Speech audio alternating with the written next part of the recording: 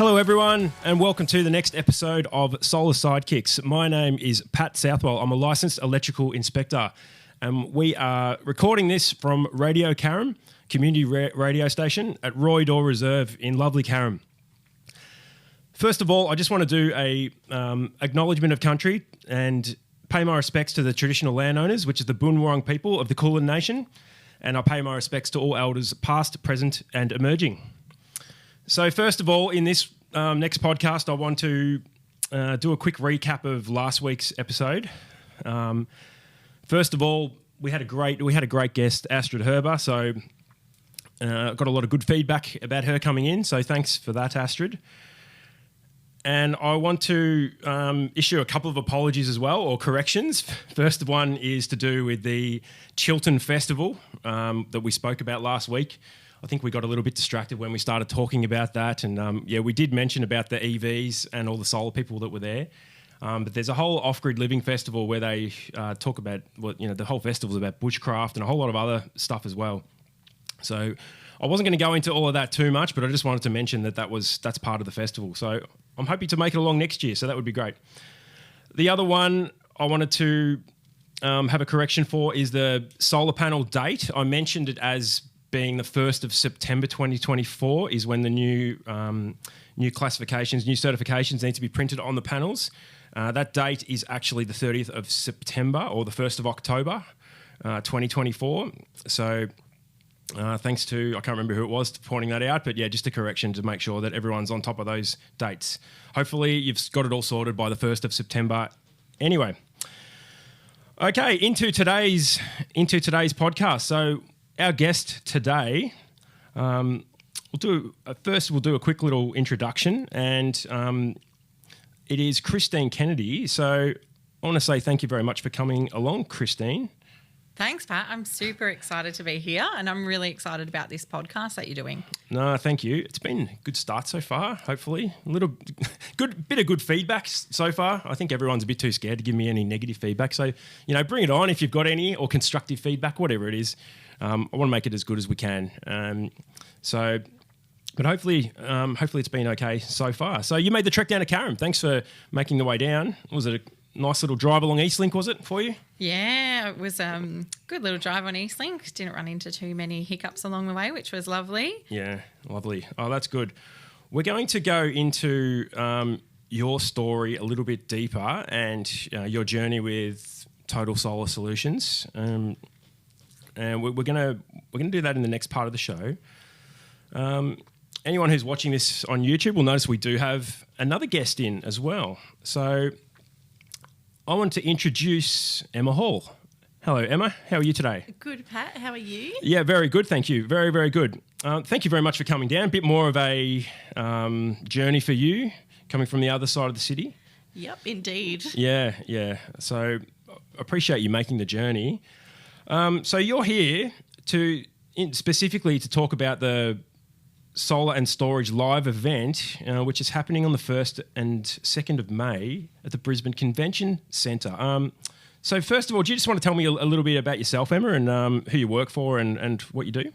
Yeah, of course. Thanks, Pat. And firstly as well, thank you for agreeing to come and speak on the 1st of May at the event. I think you'll be a great addition to the panel in the Installer University, so thank you for that. No, thanks for that. I'm looking forward to that. I always love speaking at these events and, appreciate you reaching out and asking me to come, so thanks for that. But I won't interrupt. I want to hear about you a little bit, Emma. Yeah, so I've been in industry working on events for the last few years. I've been fortunate enough to work with the Clean Energy Council and the Smart Energy Council, and recently just moved across to Terrapin, which is an event organisation that runs hot topic events globally. Australian-owned organisation, and we're running our inaugural Solar and Storage live event in Brisbane. We've got some huge exhibitors and some huge partners who have joined us for this first one, and it's just going to be a really good kick-off. We're following Africa, which had 35,000 delegates last month. 35,000? Yeah, so huge. That's a football game. That's huge. It is. So huge audiences globally, just under 20,000 in Birmingham last year, and that event runs again in September. So it's really exciting to bring it to Australia and have that global perspective on solar and storage specifically. So it's the only show in Australia that is specific to solar storage, batteries and EV charging. Yeah, okay, great. Okay, so you've chosen to... So first of all, this is the first event of this type in Australia, is that right? Correct, yeah. Yeah, okay, great. And you've chosen Brisbane as the location. So I'm assuming that's probably because Melbourne and Sydney, the other two larger cities, have got, there's all energy and smart energy, and they're sort of spread out. So I suppose Brisbane doesn't have anything at the moment. Is that right? Correct. And look, All Energy and the Smart Energy Show are just really established shows and great for industry.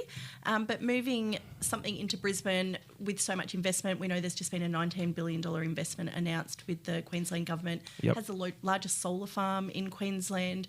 So much happening in that city of Brisbane and the community in Queensland. So it's really important for us to establish a show where the north of the country can also get behind without taking anything away from the other shows that are already established. Yeah, because they've been around for a little while now. But I have always thought that anyone from Brisbane, they have to travel down to All Energy or to Smart Energy to engage, which I'm sure a lot of them will attend both or all three. I attend all three.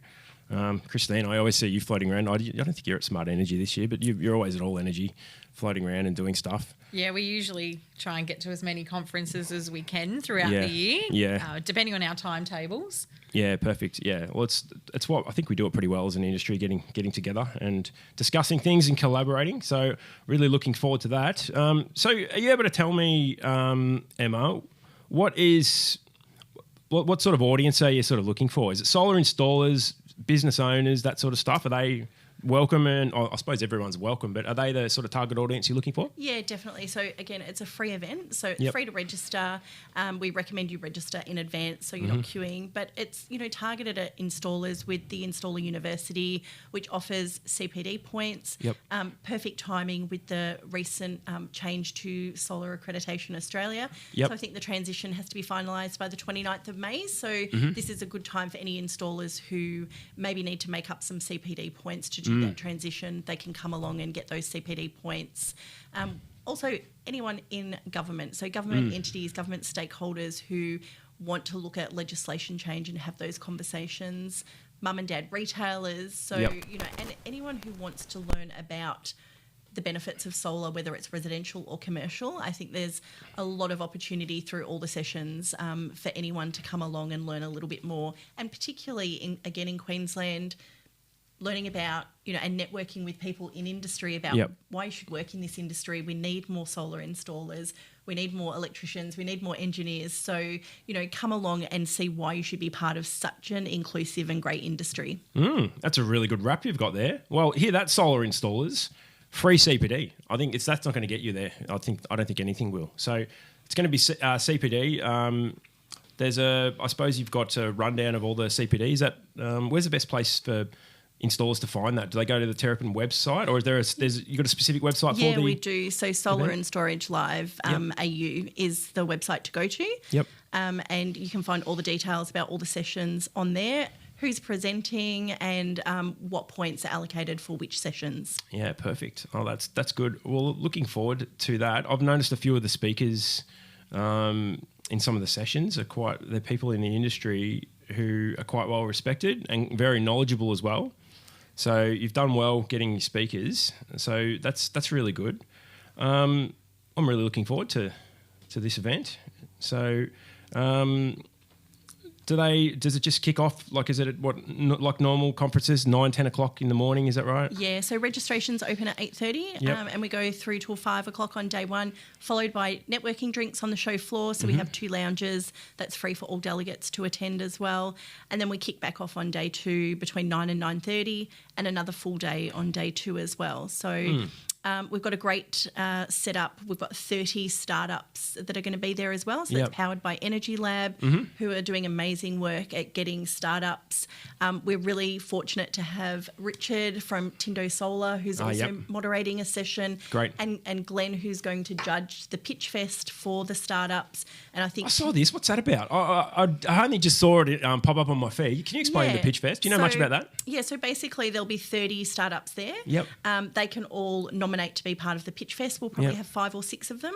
They'll pitch in front of a panel of judges who are from industry, who have started up a business within Australia to make It's like Shark Tank style, is it? Exactly. And then there will be a winner judged by, by industry who will award that startup the winner of the Pitch Fest. So it's basically like, Shark Tank. They've got 3 to 5 minutes to really pitch why their business should be one of the next big things in Australia. I want to go to that. That's Solar Shark Tank. I'm excited. Oh, wow. This sounds good, doesn't it? Yeah. Oh, wow. So have you got an idea what sort of types of companies are going to be there? Like, is that going to be generally like your normal solar companies you've got now, which, whether that is your mum and dad type arrangement or whatever it is, your small companies, or is it going to be more innovative and products related, or is it a bit of everything? A little bit of everything. So distributors will be there representing, the usuals, Longy, we've got supply partners, we've got Tesla, Clean Energy Council will be there,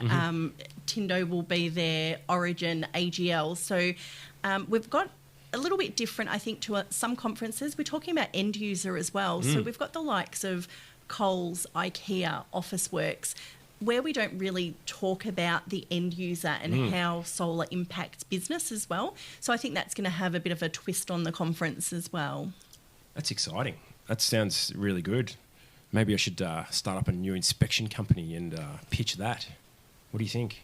That would be exciting. Could I be a shark? You're welcome to judge anytime, Christine. Oh, that'd be great. Yeah, I'm sure you'd be a great judge for that, Christine. Do you know who the judges are? Have you picked them yet? Or you're not sure, or that's... Yeah, so we're still working through it, but Glenn has confirmed. We've also got somebody from Energy Lab. And we've got one more. Glenn Morris, is that... Yes. Oh, yep.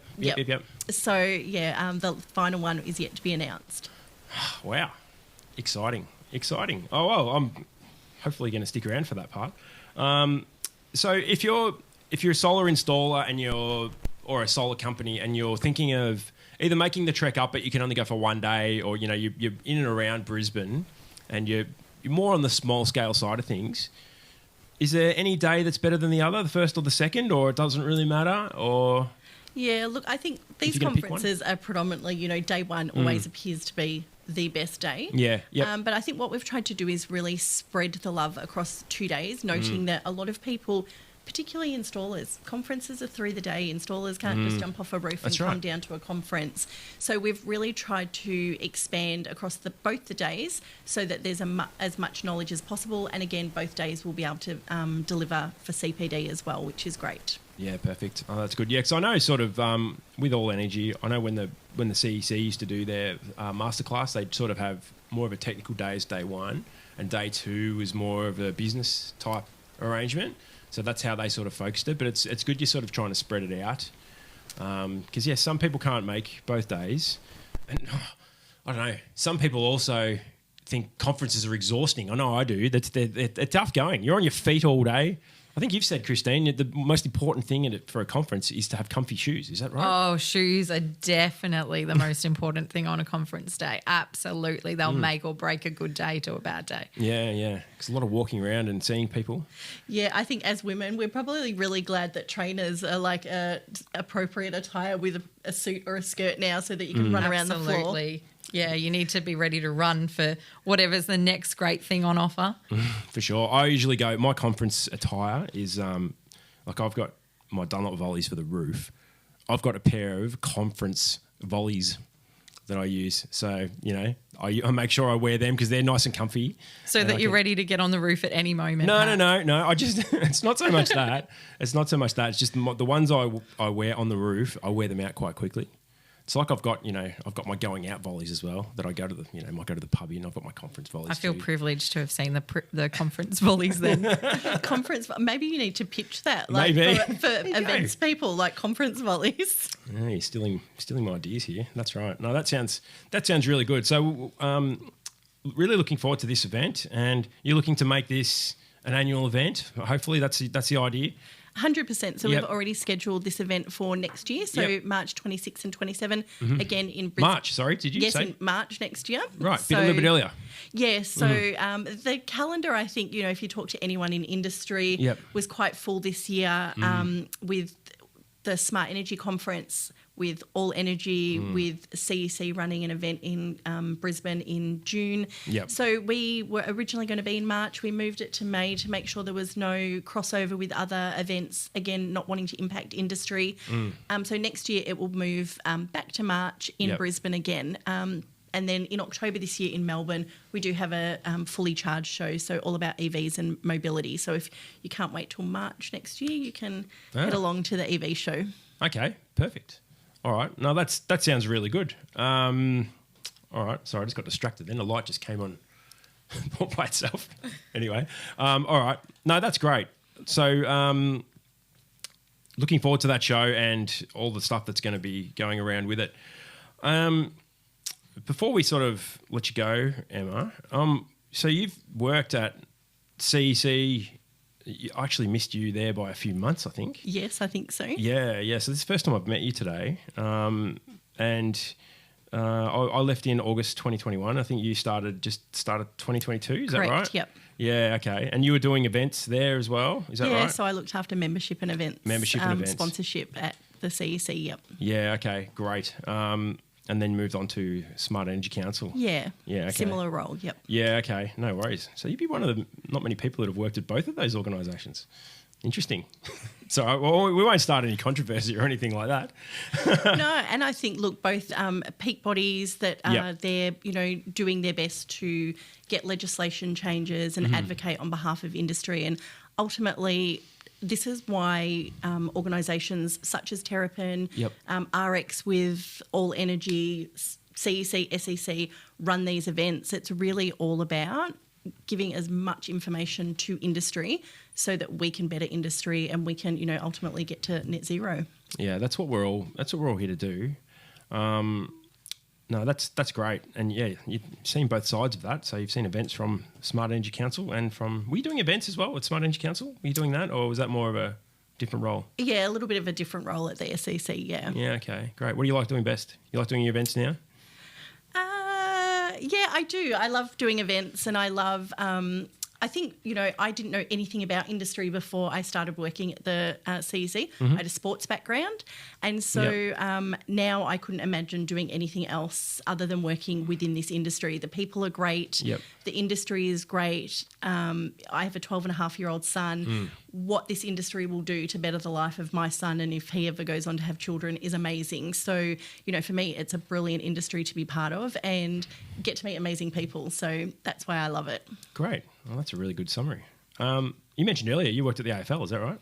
Yeah, I did. What did you do there? Was that events there or something else? So membership and events in sport as well. So worked at a couple of clubs and You've been in Clubland, have you? Yeah, I have, yep. You want to mention who they were? So I worked for North Melbourne and I worked for the Western Bulldogs. Yeah, right. So, a couple of clubs sort of northwest. Yeah.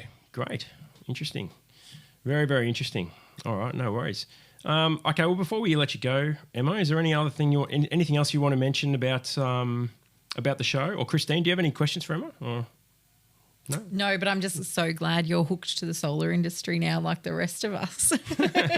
It doesn't take much, does it? I mean, there's great people in it, so it's really good. But yeah, all I can say is, get along to the show. It is the first one of a global series in Australia, and I think, in the next 2 to 3 years, we'll just see it grow exponentially and be like the African, the Middle East, and the British shows as well. So it's a super exciting event to be a part of. Yeah, perfect. Yeah, well, hopefully we can make the one in Australia as successful as those sound to be. Yeah, it'd be great. Yeah, for sure, and something for the people in Brisbane and Queensland to be able to attend as well. That's something 100%. Yeah, something really good for them too. Well, I'm looking forward to heading up there. So I'll see you up there. Yes, indeed. Yeah, no, it's going to be a good time. So I appreciate you coming in and having a chat with us here on Solar Sidekicks. Thanks for making the trek over to lovely Carrum. I was going to say how much of a nice day it was, but it looks like it's turned. And it's a little bit cloudy now. But it's Melbourne. It is, for sure. So thanks very much, Emma. What we'll do, we'll cut to a break now. And Christine, we're going to dive into some stuff with you and your company, Total Solar Solutions. So we'll look forward to that. So thanks very much, Emma. And we'll go to a break. Thanks, Pat. Okay, we're back from our break now. Thanks very much to Emma for coming in and having a chat about the conference in Brisbane. Really appreciate her making the journey down. So let's get into the guts of the show. So, Christine, thanks again for coming down, and let's have a bit of a chat about your journey. So, you are part of, I suppose would you be the dynamic duo of Total Solar Solutions? Oh, well, I guess, yeah, people just refer to us now as the Kennedys. So I'm not sure if we're individuals so much or if we're a duo. Normally, if one of us is somewhere, the other one's there as well. Yep. Yeah. Yeah, okay. So those of you who don't know, the other one we're talking about would be Reese Kennedy, the one and only. So a question I have for you then is, are you a superhero or are you a sidekick in the solar industry or in your company? Well, I was thinking about this a lot over the last few days, and I think that's one of the amazing things with with Reese and I is often we're each other's sidekick when we need to be, and we allow the other person to be the superhero in their own right. And I'm a massive fan of Janine Ellis from Boost Juice, also from Shark Tank. Oh, yes. Gee, Shark Tank's getting a run today, isn't it? Yeah, huge fan. Yep. And in her book, she does say, like, the most important thing in life is to have a partner that you can go through life with, a strong partnership. And that's not only if you work together. Jeff and Janine, they do work together. But, that really rings true for Reese and me. And I think having each other as our sidekicks is a really important thing. And, I know you don't, Joe's not in the public eye so much, your beautiful wife, Jo. But, I'd say when you've got a good partner in life, it makes everything else that you do so much easier. Yeah, to hold each other up in the hard times and also to celebrate the good times together as well. Yeah, absolutely. And, probably some of the things that you have a weakness in, maybe Reese has got a strength in and vice versa, and you can sort of help each other out. Definitely, yeah. My strengths, and that became pretty evident in the business when I first started working in the business. Yep. Like Reese's weaknesses were my strengths, but at the same time, my weaknesses are 100% Reese's strengths. So I think we balance each other out really well, thankfully. Yep. So it's, I think, you get so much further in life when you do have, that person that's supporting you and always got your back. Yeah, I agree. I find a lot of the successful people in and around our industry do have someone like that. And they might be, they may be someone who's a bit more silent or a bit more passive, but maybe that's their strength as well. So I agree. That's a really, really good analogy for people to be successful. So let's hear a little bit about the story of Total Solar Solutions. You guys you've been doing solar for, let's see, you tell me, 12 years? 13 years? Reese has been accredited to do solar, I think, 15 years this year. So he had an electrical business. He started as soon as he finished his apprenticeship, and then, a few years after that got into solar. And his story is really fascinating, and I think it would be something really interesting for him to go on the podcast one day. Where are you, Reese? I've asked you to come on. Where are you, mate? Come on. I'd love to have him on here and hear his stories. He's really interesting, really knowledgeable, and probably doesn't like doing that sort of stuff that much, but I think he'd be great. He'd be brilliant. Get on, Reese. Yeah. But we met a little bit later on in life. I was in my mid-20s. He was in his late 20s, and the business was quite established by that point in time. And I was working in real estate and then went on to work in legal, in property conveyancing in particular, and I really loved that. And do you miss that? Do you miss that industry? I do in a way, but I'm always reviewing Section 32s for friends and family members still. So I still have my finger in a pie a little bit. But what sort of happened for us was, our bookkeeper, or Reese's bookkeeper, who he'd worked really closely with, and she was also a good friend of his before she worked with him in the business. And she got really sick. On a Friday afternoon, she said to Reese, I need to leave early today. I've got a doctor's appointment. And at that doctor's appointment, she basically went straight into hospital and was diagnosed with stage 4 lung cancer. And out of nowhere almost sort of thing. Out of nowhere. That's and horrible. Yeah, and the business was a lot smaller back then, and she did everything when it came to the back end side, all of the paperwork, lodging the BAS, doing payroll, everything at that point in time in the business, because Reese was very much on site a lot. So she essentially didn't come back to work at all after that. And he was managing to fumble his way through, had a temp bookkeeper that was helping him out a little bit. And it was a really, really stressful time. Yeah. And the business that I was working in, I was aware my boss was eventually looking to sell the business and retire. And we sort of had a chat, and I knew one day I would work at Total Solar. I was expecting to work at Total Solar when I was in my 40s or 50s, you know, maybe later on in life.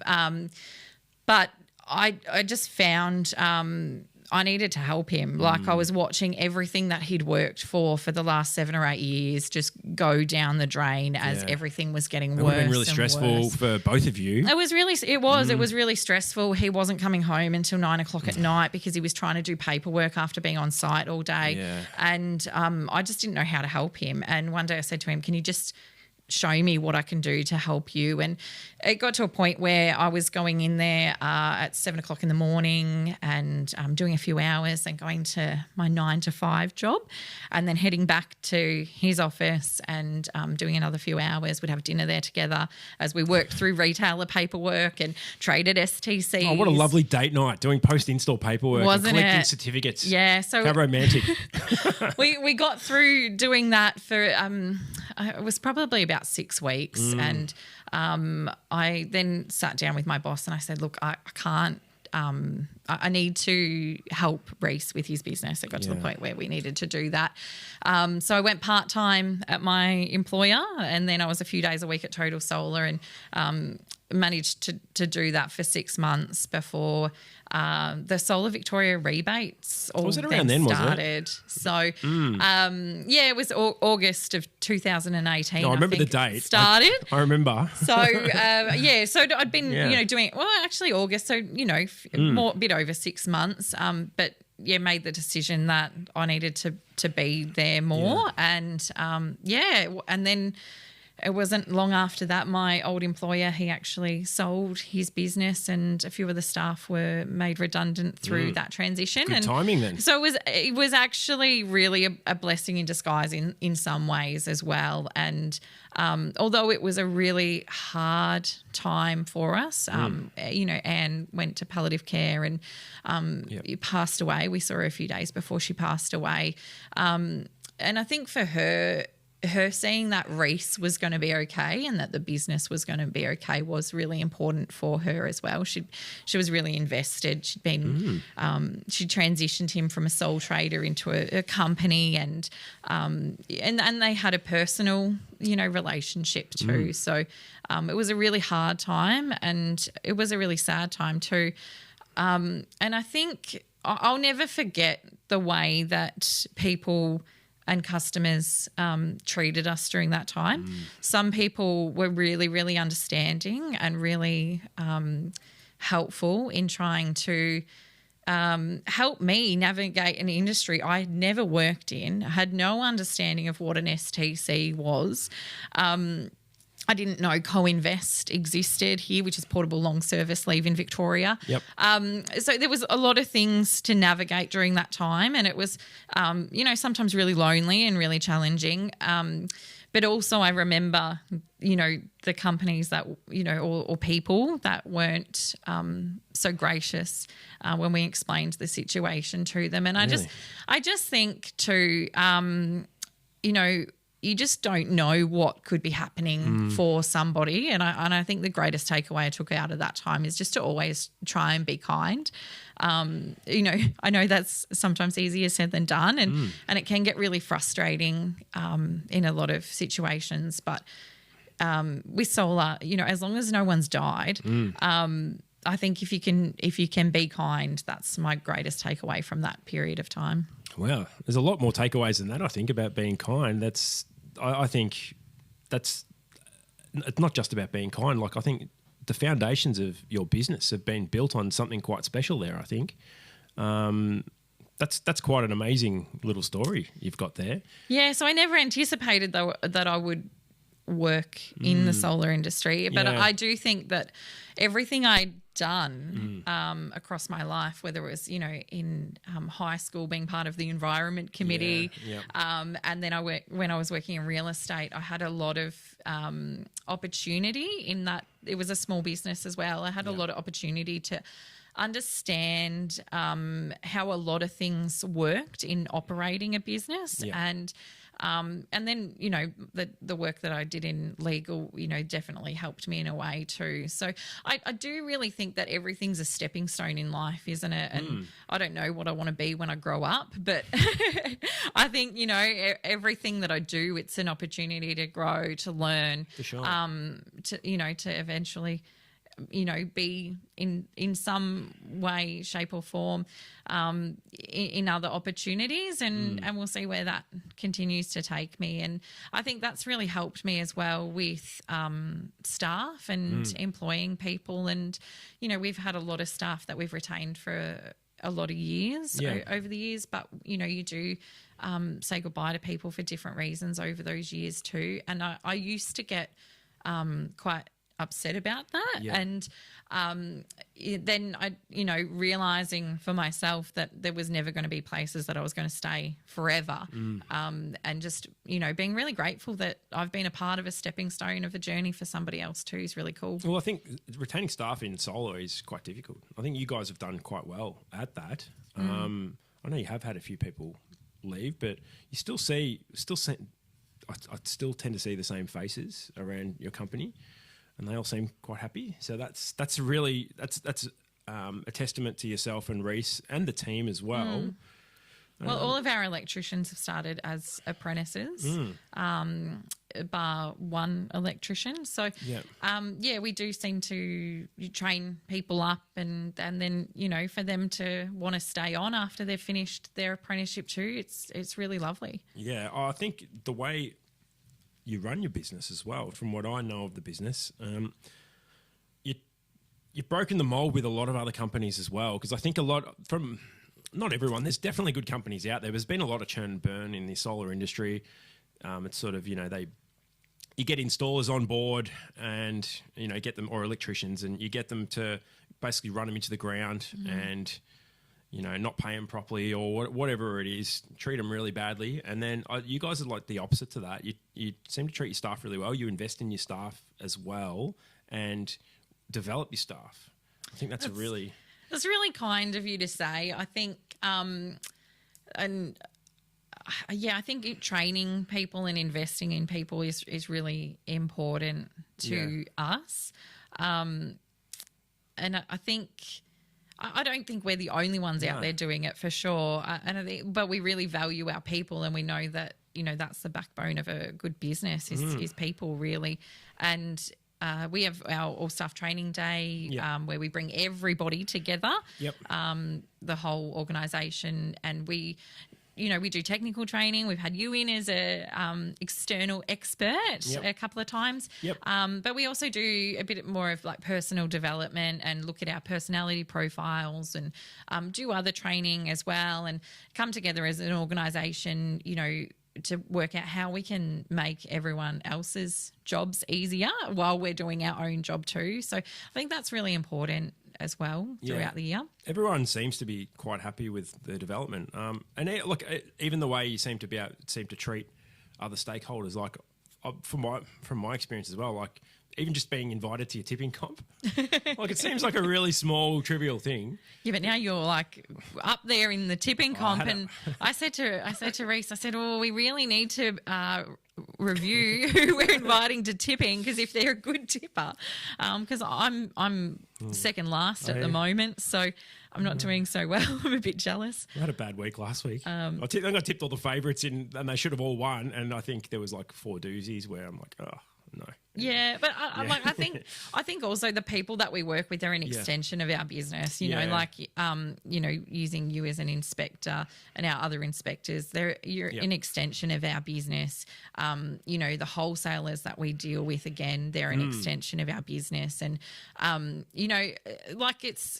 it's important for me at the end of the year to sit down and write Christmas cards for those people that don't work in our business but are extensions of our business, and just say how grateful we are for the work that you've done for us over the last 12 months. And, we certainly appreciate having good people around us and supporting us to support our customers, because at the end of the day, we just want good customer outcomes as well. Yeah, definitely. Oh, well, I've appreciated those cards you've sent. They've been quite nice, so thank you for that. And I feel like you're right. It's an extension of the business that you're running, and those relationships, whether they're internal or external, it says a lot about the people that are working there, I think. Keeping those strong relationships and just keeping. You got a really good business ethos. I think it's not. You're not part of that race to the bottom. I don't think you're not, are you? You're not interested in trying to get like the cheapest system out there for the cheapest possible price for a customer. You're looking at other value propositions. Yeah, I've reflected a bit about this over the last few months, and I think it really comes down to Reese and I. We are who we are, and Total Solar is an extension of us. So the values that the company has, they are very, very similar to the values that Reese holds really highly and I hold really highly as well. So with everything that we do, it's an extension of us as well. And I think that's really important too. Like, we're authentic in how we operate on a daily basis, whether we're working at Total Solar or whether it's just in our personal lives as well. Yeah, it's a great way to look at it, because there's so many companies trying to just go for the bottom dollar. I would have liked to have thought we were getting better at it, but I think maybe the last few months we've probably got a little bit worse. I'm talking about us collectively as an industry. Yeah, I think that the drop in panel prices, I feel like that's had a bit to do with it. Like, I've really seen the price of panels has plummeted. Like, let's be realistic. It's really plummeted really quickly. And I feel like, there are some companies out there that are trying to move stock really quickly, and the pressure with the labelling come October, I think that puts a bit of pressure on people to move a lot of stock really quickly too if they're holding large stocks in warehouses.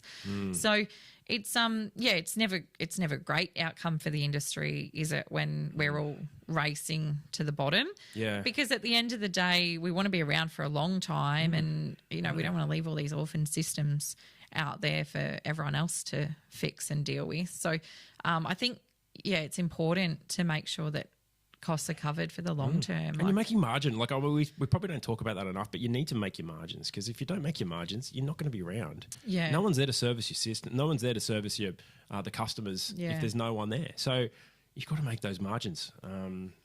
It's probably a little bit of a dirty word sometimes, I think, especially when customers hear it. But it's that's why we're in business. We're here to make money, and we're here to stay as a business, and that's good for the industry, because it's not good for the industry when companies go bust. I think it's important that, we're honouring those warranties for a long time. Yeah. Like, there's, a lot of talk around what we get paid for a warranty from a manufacturer. It may not cover costs and all of that sort of thing. But I think we need to, as a business and as a industry, be really mindful that, we're warranting that system for 5 years, for 10 years, whatever we're promising, and that whatever the cost is now, that does cover for the long term. And I mean, unless your business plan is to sell a lot of systems and leave the industry, but it's not a great plan for anyone. It's really, not a great plan.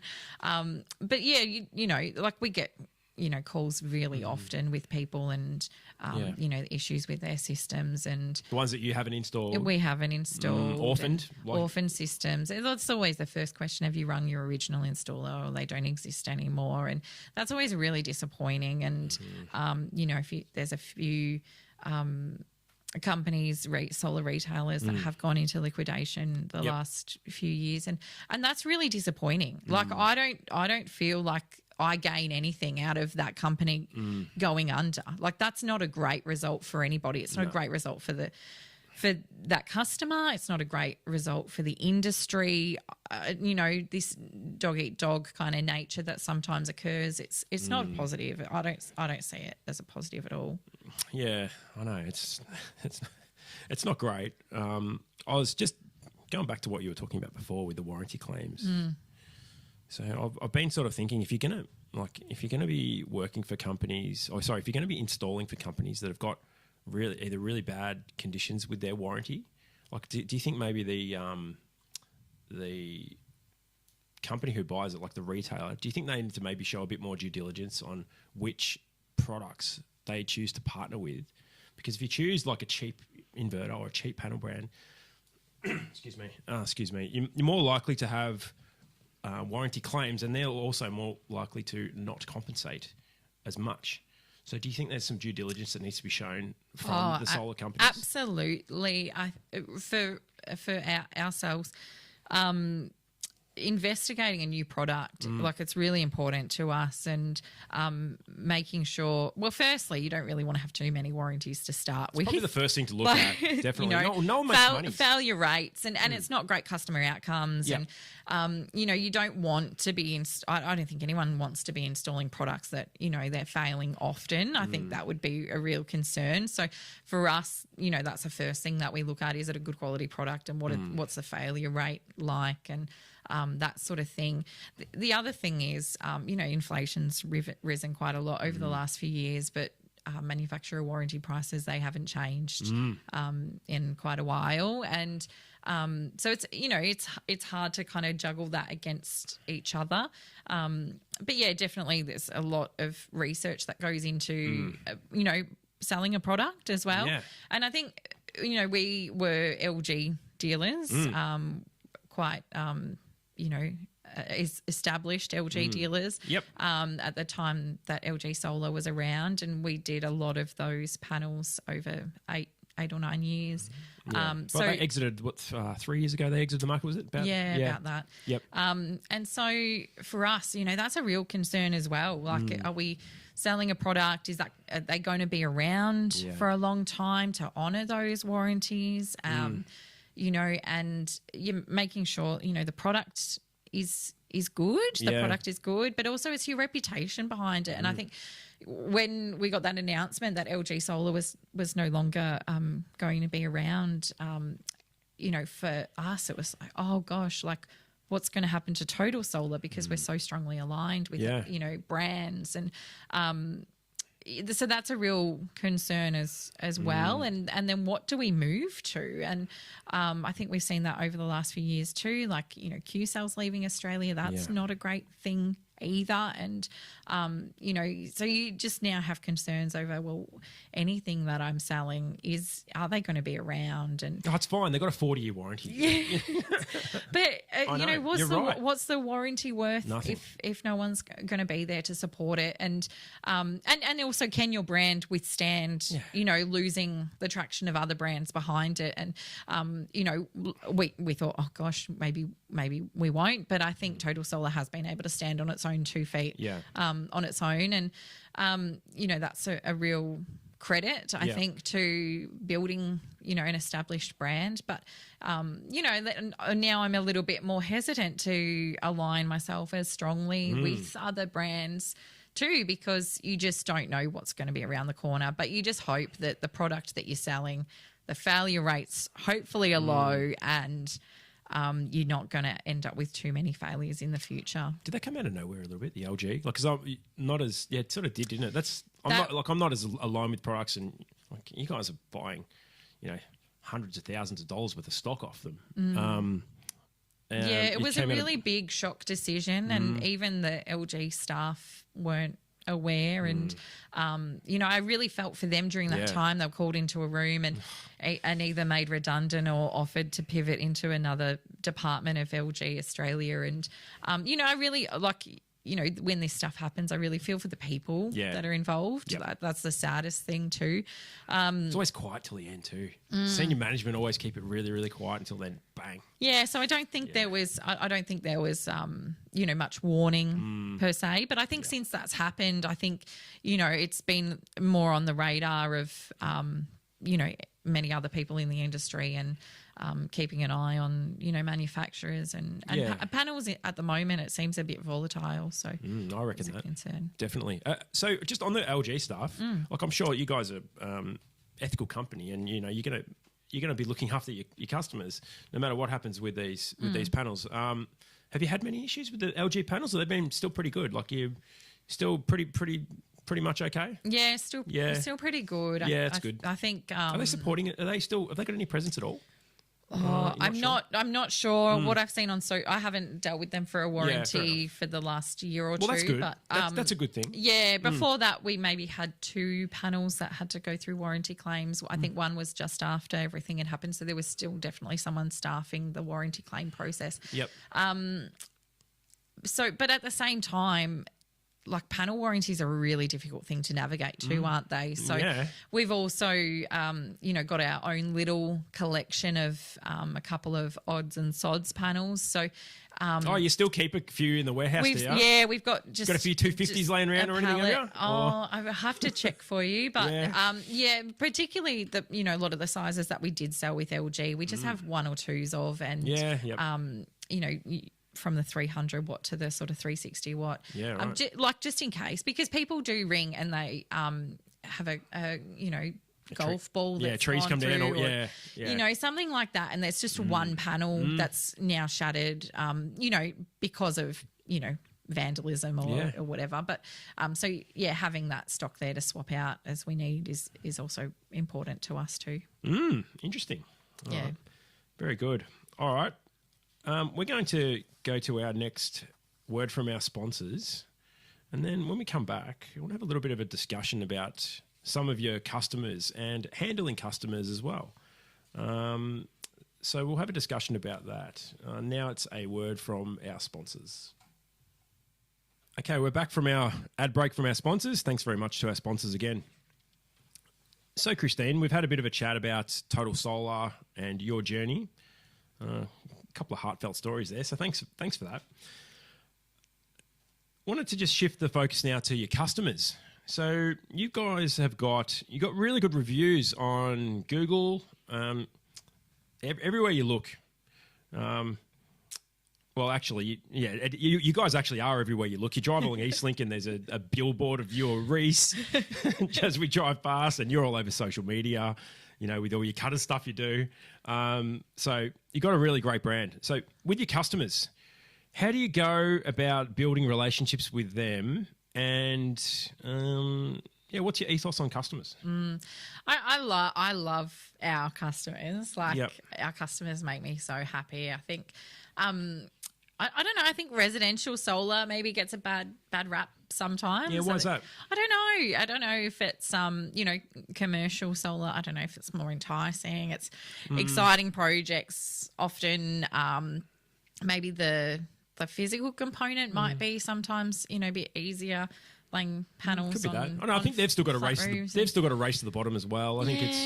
I don't know what it is, but I'm putting legs through tiled roofs like you did last week. I'm okay by the way. But anyway, stitches come out next week. So I don't know. I think residential customers they get a bit of a bad rap sometimes, and I don't know. Maybe they're a little bit more time consuming. I don't think they're that much more time consuming. Yeah. I would much rather, for me personally, I don't do boards of directors and commercial solar presentations so much. I really love our mum and dad customers, and our demographic that we work with is probably a little bit older than majority of the demographic that are getting solar. I'm doing audits as well, and then I'm doing inspections for you guys. I don't know. It's pretty true.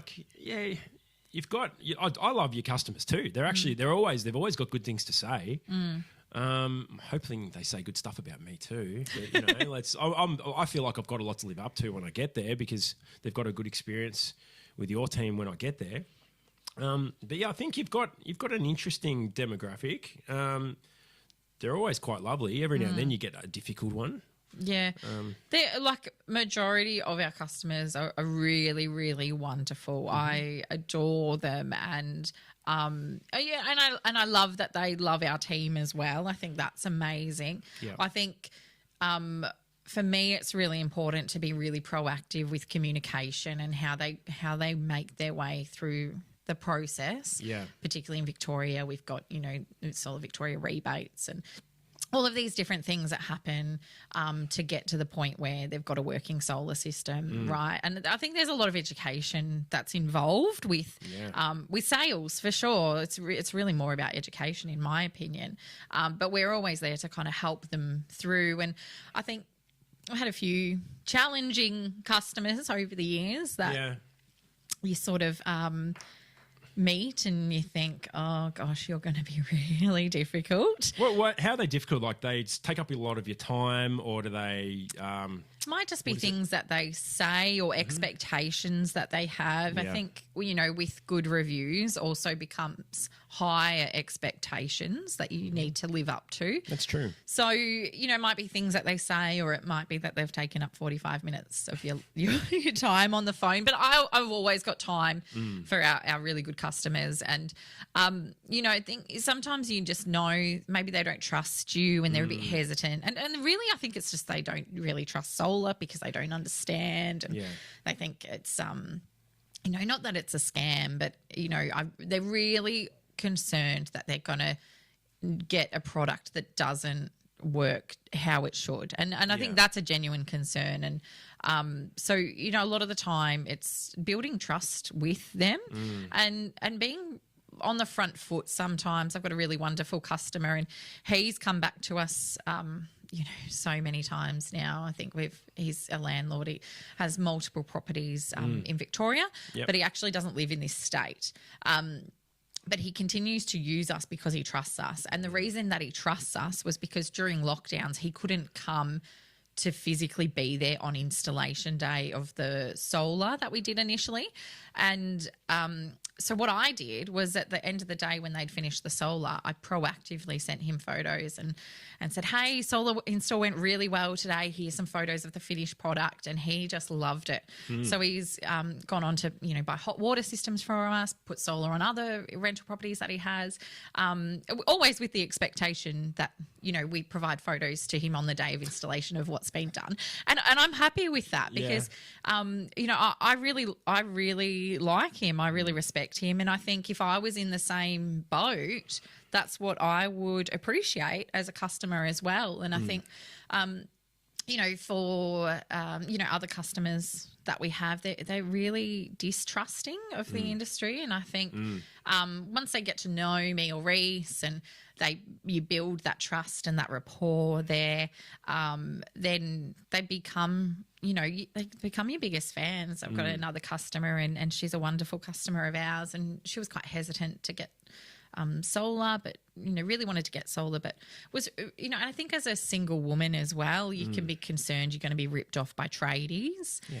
And, you know, then she just adores Reese and now any work's getting done at her house, it has to be done by Reese because she really trusts him. And you can provide that? Can you get Reese out to get absolutely every time? Oh yeah, Reese a lot. Reese is still on the tools a lot. Reese wants to be on the tools. He's an electrician. He became an electrician to be an electrician. You know, he didn't ever want to be really sitting in an office day in day out telling people what to do. He really loves being out there on the tools. He had a crane lift this week, which was really, you know, that's always exciting. Yeah. So, you know, he's definitely still out there. Can't promise him to be at every single job. Yeah. You know, but that's a given. But yeah, for those customers that we really love them and appreciate them, and that they do have that rapport with Reece. We'll try and send him out there. But you've met the rest of our team; they're brilliant as well. So you wouldn't be disappointed in getting them either. No, they're so polite. Yeah, as well, they are. Yeah, They're really polite. We get that feedback a lot. Yeah. It's like I don't know if you guys have ingrained that into them, or they've just come from really good backgrounds, or they just see everyone else acting a certain way. They're really, really polite. I think it's two parts of that. Yeah, definitely. It's in the way that we expect them to behave on site and the way that we expect them to interact with our customers. Yeah. But also we hire a lot on attitude, and not necessarily on skill. So attitude will always trump skill in our opinion. You can teach skill, but you can't often teach attitude. Yeah. So definitely comes with, they are who they are, and that's the person that they are, but it also that's the expectation that they have on site. If we go back to customers for a sec, I've noticed speaking to a few of your customers, and they've mentioned about your apprentices. Some of them are quite young. I don't know, some might be in their late teens or early 20s, probably more likely to be in their early 20s. And they've sort of said, a lot of people are like, this Gen Z or whatever they're called now, none of them want to work. They all want to be on their phones. And I've had customers come up to me and say, they were actually really good. They were lifting panels. I only saw them check their phone once for the whole day.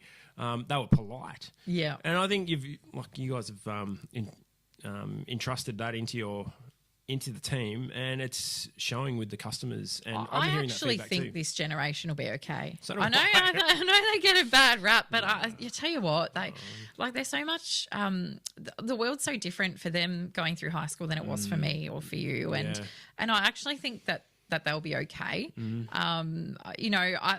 Yes, they get a bad rap, and there's probably a few things that they could improve on. Yeah.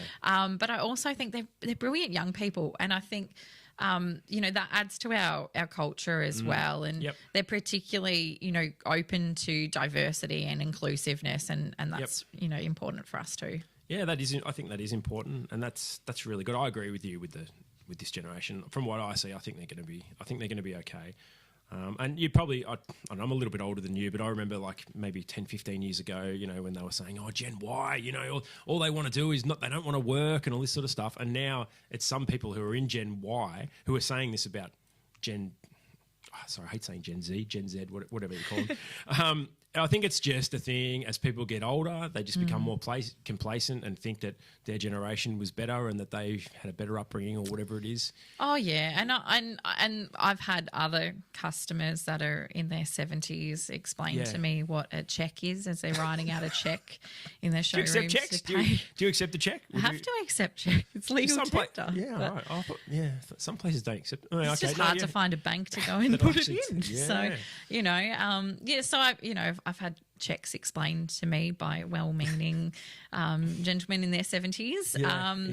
So I think it's always perception too, isn't it? Definitely. So have you had any difficult customers you can sort of think of where they've it's always great to hear the ones where you've turned them around, where you've had something bad happen, or something that's been a bit unfortunate, and then you've turned them around and they turn into your biggest advocate. Have you got any sort of stories like that? I had one that was quite traumatizing during the time that I first started in the business, and I was still working part-time at my other job too. And it was actually something that was out of our control. It was to do with the manufacturer and warranty registrations and so forth, and some sort of technical computer glitch that it didn't spit that out that needed to come. But this customer, he just was irate about not having it. And, I think you're not going to win them all, but I can at least count on one hand the ones that are not happy with us. And, and I thought he hated me. I thought he thought I was incompetent. And, I thought, he's never going to come back to us ever again, and that sort of thing. But in the end, everything got sorted out. But he wasn't particularly thankful. But recently he actually reached out to us to get a quote for a battery. So look, it surprises you sometimes, or I might have customers where they are very passionate and opinionated, and might not always align with the values or anything that I have necessarily. And while I don't always agree with what they might be saying, it's a difficult, to kind of say to a customer, well, I don't agree with you and I think you should change your opinion, is a very hard conversation to have. And I don't know if it's necessarily always our place to. I will call out customers though if they're being disrespectful to my staff. I'm very protective, over my staff, and if they're not being very nice to my staff. For sure. That's I think that's a good boundary to have, and that's a good line to have when it gets that far, because you don't really want to be pushing your beliefs onto other people. But I agree, when it comes to a point where it becomes disrespectful or someone might get hurt or upset, then that's probably a boundary where maybe it needs to be called out. But it's difficult because you're walking the line with a customer who, at the end of the day, they're paying your bill, but you've also got your own company values as well. It's a very difficult line. I find that as an inspector as well. I've seen I've gone to some people's places and they start talking about certain things, and I may not agree with what they're saying, and you've kind of just got to stand there. And I've actually even found myself agreeing with what they've said just to sort of move the conversation. Yeah, wrap it up, move the conversation along, because I don't want to be disrespectful. And a lot of the time, they're not my customer anyway, so it's for me. It's someone else's customer too. Like if I had one of your customers if they were doing that, I'd be worried that they're going to be calling you up and if I did the wrong thing. So. I'm definitely conscious of it, and you guys would be running into similar challenges. So it's a very hard line we walk, I think. Yeah, it can be a challenging line. I think sometimes, just being able to kind of wrap it up and move on is sometimes the best outcome. But then, like if it comes to safety, I don't know if you find this often, but if you've got to shut down power, sometimes people are a bit like, oh, but I need the power, and then like that's a non-negotiable for us, so and if they've got a problem with it, they can come and they can come and speak to me or speak to Reese about it, and like that, it is what it is. We're not going to negotiate on that. On safety. Interesting. Yeah, we've got to make sure we're all safe. But interesting. It's an interesting discussion with customers like that. And we've all, they're all paying the bill, and we've all got to do the right thing by them and do the right thing by our businesses too. So, I'm fascinated by those discussions. All right. Well, I think we might move on to a few of the things that are sort of happening in the industry in the last week or so. So I don't know if you've heard this, Christine, or not. There's been, I don't like to be the one speaking about the whinging and all that sort of stuff, but there does seem to be still a few teething issues with the SAA accreditation process. Now, that could be just people online that are, having a whinge, and that's how they express their that they're not happy with things. A lot of the accreditations haven't come over. Have you seen a bit of that as well? I've seen a little bit of that. I think, some installers that I've spoken to, the CPD points maybe didn't all push across as they went to do the renewal of their accreditation. And but I think the SAA, they've been proactive in accepting screenshots of and emails of certificates. I didn't know that. And That's being able to supply that. Yep. And then once they can verify that in the back end, I think it's kind of smooth sailing. But I think it's just the volume of installers that they're dealing with at the moment as well.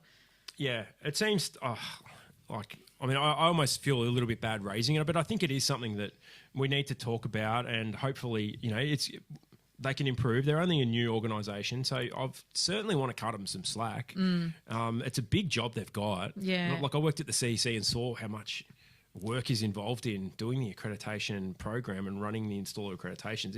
It's a massive amount of work. I've also heard if you're not expiring at the moment and you're just doing your transition across, the time frame is, I think, about 3 to 4 weeks at the moment, seems to be what I'm hearing from other installers in the industry as well. Yeah, okay. All right. Well, hopefully that they can sort of tidy some of that up, or I think just work through the issues that they've got at the moment. And the other thing is with the CPD, they seem to be not accepting CPD applications at the moment. So from CPD providers, we've actually tried to submit a few courses, and I think they've been concentrating a little bit more on the accreditation, and they putting their efforts into that. I got an email back last week saying that at the moment we're not doing the applications and we're going to be starting it up again in 2 weeks.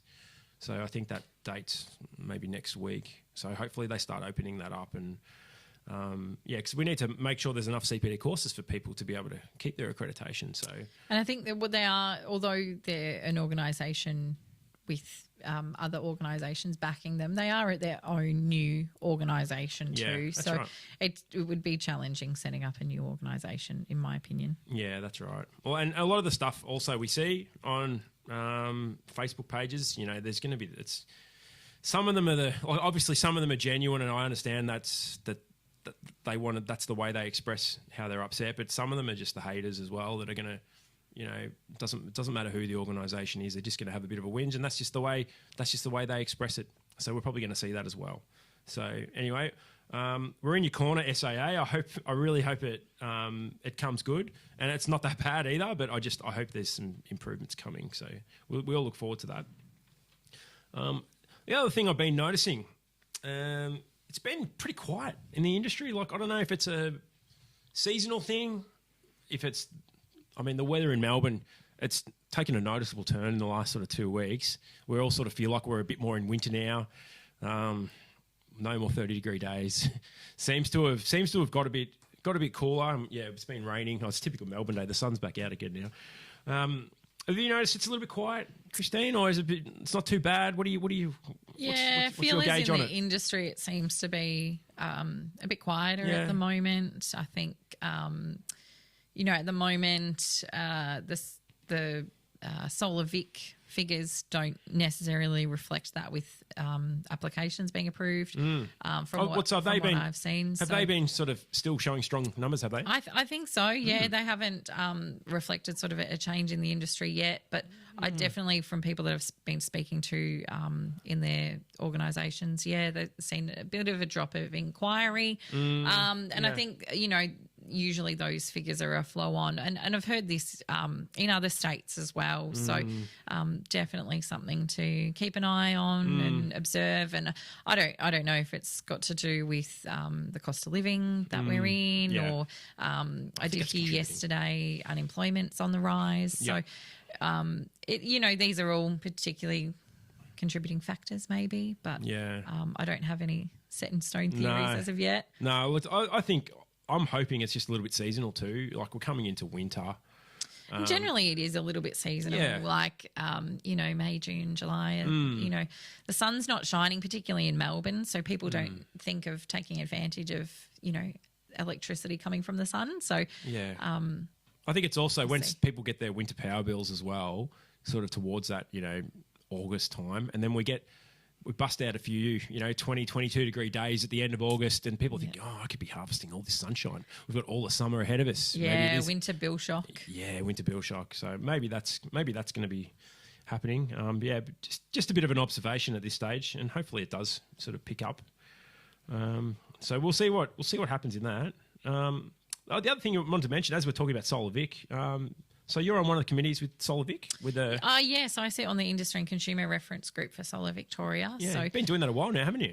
I think this is my third year involved with that. For me, it's really important. I really love our customers and providing good customer outcomes, but also I love the industry, and if I can have a voice in that platform and provide insight from the industry as well, and what it's like as a retailer and a small business owner, and help the industry to be better. I'm more than happy to put my hand up for it. Yeah, for sure. I think we're so lucky in Victoria. Like, we've got Solar Vic. All the other states haven't got that. We're quite heavily regulated, which I always talk about, because we've got inspections in Victoria, and then Solar Vic audits as well. But we've also got a Solar Vic, a government organisation that are dedicated to solar. I know they do solar hot water, and I think they're into into EVs maybe, or air conditioning and that sort of stuff. There's the Victorian Energy Upgrades Program too, which is another separate program. Is that through Solar Vic, or is that separate? No, that's a separate program as well. But yes, the Solar Victoria, they do have the battery loans. Yep. They've got the hot water rebate. Yes, there's a few different things that they do. Yeah, so we're quite lucky, I think. We've got an organisation, we've got some skilled people who are looking after these things. They've got the direct line into government or to the minister or whoever it is who make these decisions. Certainly leading the way in the rest of the states. So we're quite lucky, and I think we probably take it for granted a little bit sometimes. Yeah, I don't know if we would have said we were lucky 5 years ago as the program rolled out. I'm sure bumpy times that wasn't it? It was really bumpy times, and I know that there was businesses that were really heavily affected by that, and unfortunately weren't able to make it through that time. Yep. And so I think a lot of states pointed their finger at Victoria and said, well, you're actually not doing that well. But I think 5 years on, we're in a much better place. And I think the Industry Consumer Reference Group was formed out of the disaster, I guess, that you could have called it when it started. It was pretty bad. It was pretty bad. It was pretty bad, yeah. It was pretty bad. But I think we've grown a lot as an industry in Victoria because of it. So I think that's been a positive outcome. I think there was a real appetite to get it right. And I can speak from my personal experience. So at the time I was working at the CEC, and I reached out to a local member at the time, Sonia Kilkenny. So she's the local member for Carrum. And I think she might be the planning minister now. I reached out to her office to say, this is what's happening in our industry. And I got a meeting with her, and I went in and had a discussion with her. And I could tell she was quite empathetic to the situation. Couldn't give any guarantees or anything like that about things were changing. But we know that, I think, because the issue was around the rebates, wasn't it? The rebates kind of stopped, or they were used up within. They were released and used up within minutes. Yeah, that's right. And there was the load on the system. It would just crash in other months. And so everyone was really roadblocked because we couldn't get customers approved through the program. And no one was buying without the solar vehicle rebate. If they weren't getting the rebate, they weren't buying, Yeah, put the grinding halt to our industry. But anyway, I noticed that speaking to Sonia about it, I was so grateful that she actually gave me the time of day to come in, and I was able to have a discussion with her about it. And I mean, I don't know if that made that much of a difference. I suppose everyone collectively makes a difference when you do these things, but that's when they ended up changing the rebate. I think they might have increased it. Maybe doubled it, I think, or whatever it was. Whatever they did, it fixed it, didn't it? Yeah, I think it's a long time ago, isn't it? I'm trying to remember back to there because I think when it first rolled out, it was actually post installation, and the customers applied for it by way of sort of paper or email after, and then it transitioned into the online platform, and there just wasn't enough rebates for every release, and I think they did double it, and I think eventually the backlog of people that were really excited for the program ended up clearing, and we haven't had those issues now for the last few years. But yeah, it's I think it's important to have a voice and for people to be listened to. Yeah, absolutely. All right, great. All right, well, I think we're around the time we're going to wrap things up. Do you have any last thoughts, Christine, on coming to the end of the podcast? Anything else you want to mention?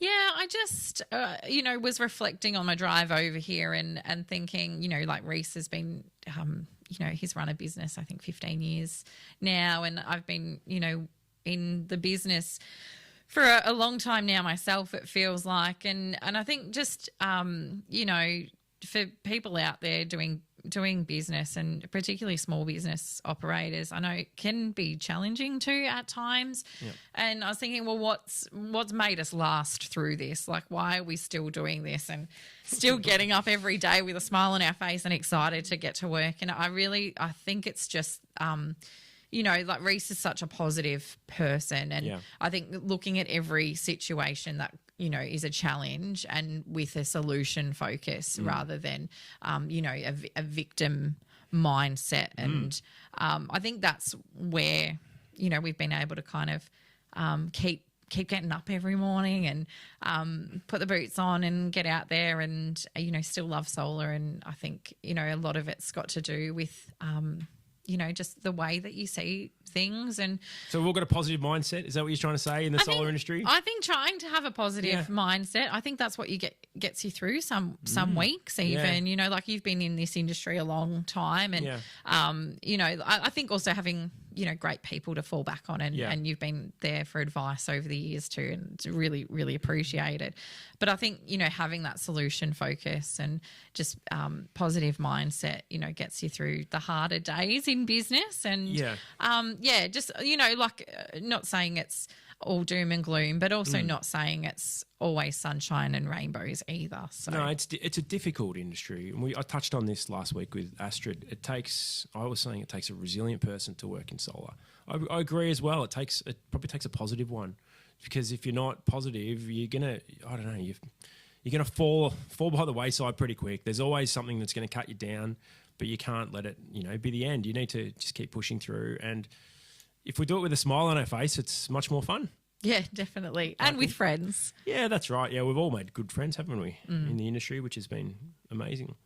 Well, I want to say also thanks to you and Reese for when I got my inspector's ticket, for reaching out and having faith in me. And like, I'd known Reese for a while before that. We'd worked together previously doing some other things. And yeah, for just to have that faith in me and show the confidence in me to be able to do those prescribed inspections. I didn't actually know how good you guys were at that time, and I'm so grateful that how good you are. It's made my inspections much easier, and the customers a delight to deal with. Although I must say, sometimes some of the jobs you get are pretty difficult with the access. You do take on the hard ones sometimes. Look, that's what I mean, having a solution mindset to get over any challenges that you might have. Oh, some of them have been horrible. Good fun, like good jobs, obviously, but even great locations as well. Some of them have been amazing locations, but yeah, steep roofs and difficult access. Anyway, but apart from that, it's been amazing. So I really appreciate you having the faith in me and in Joe as well to be able to help grow our business, and you've been a really crucial part of it over the last sort of 3 years or so. So thank you very much for that. Thanks, Pat. No worries. All right, so we'll wrap up now. It's been a really great episode. Thanks everyone for joining us, and until next time, we'll see you on Solar Sidekicks. Thanks very much.